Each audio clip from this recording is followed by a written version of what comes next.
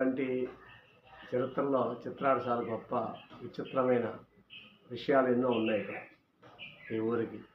అలాగే చెంచు లక్ష్మికి కూడా లక్ష్మీ నరసింహస్వామికి చెంచు లక్ష్మికి కళ్యాణం జరిగిన ఏరియా కూడా చిత్రాలే అని పూర్వీకులు చెప్పగా నేను తెలుసుకున్నాను.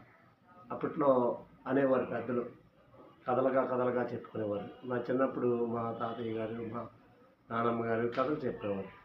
ఆ కథల్లో ఈ స్టోరీ చెప్తూ ఉండేవారు.